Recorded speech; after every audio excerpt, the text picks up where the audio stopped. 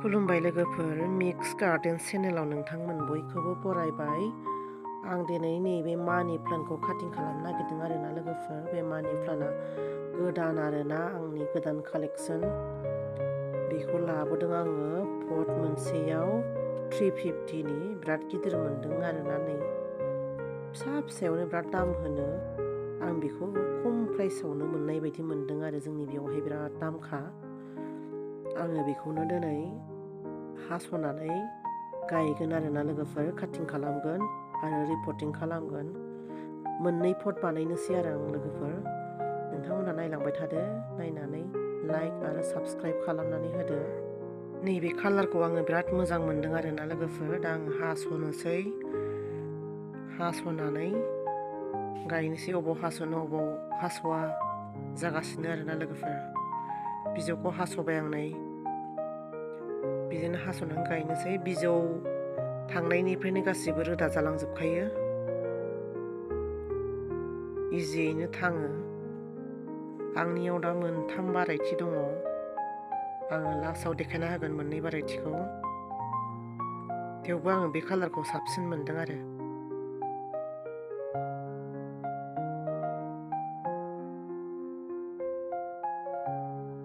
हास'जोब्बाय आरो बिलाइ गाज्रिफोरखौबो हास'नानै होनोसै।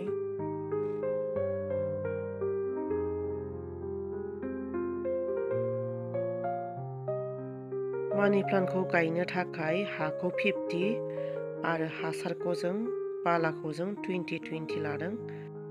हासारा जाबाय दंफां गुन्द्रानि हासार, सेवनाय आरोना, दंफां सेवनाय, बिनि हासार कम्पस्ट जानाय आरो।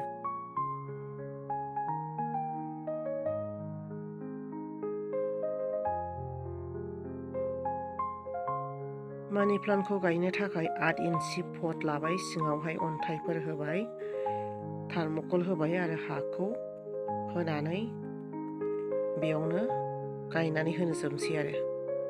काटिंफोरखौ गायनोसै लोगोफोर, मोनसे मोनसे। बिराद मोजां नुखायो। मानि प्लान्ट बिबारा ओरैबायदि बिउटिफुल, नायनो मोजां, कालाराबो बेलेग बेलेग थायो, भारायटि बेलेग बेलेग थायो, नायनो मोजां मोनो। नाथाय बांसिन मानसियानो बेखौ लाकिबो मानियो। गायनानै न'फोराव, न' सिङाव आरो खामसालिफोराव साजायनानै दोनोब्ला नायनो मोजां नुयो आरोना लोगोफोर। मानि प्लान्टखौ आङो बेखौल' बायदों, आंनियाव थानायफोर दस्रा कालारफोरखौ आङो बायाखै, मानसिया ओरैनो हरनाय गोजासो। जायफ्रा मोजां मोनो नोंथांमोनहाबो मानि प्लान्टखौ गायनानै ला आरो गावनि न'खौ समायहो।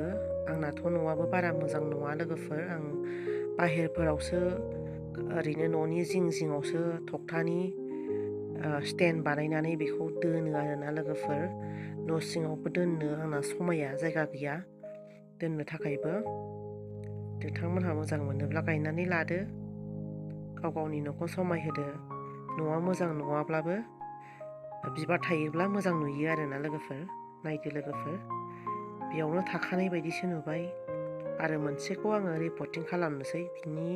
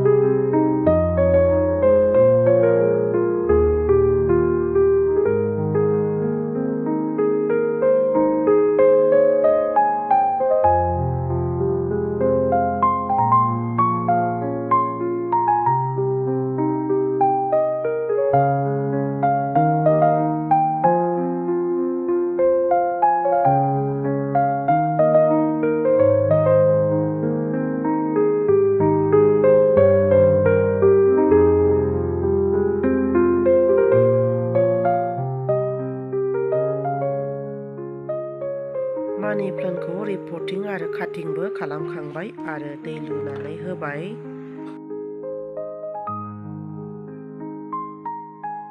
आङो मानि प्लेन्टखौ नैबेयावहाय थख्थायावनो दोननोसै लोगोफोर। नैबेयावहाय सान्दुं मोनला, गोजां बोथोराव बेयाव सान्दुं मोना आरोना लोगोफोर। नैबे लाइन मोनसे इनडर प्लेन्ट दोनबाय आङो।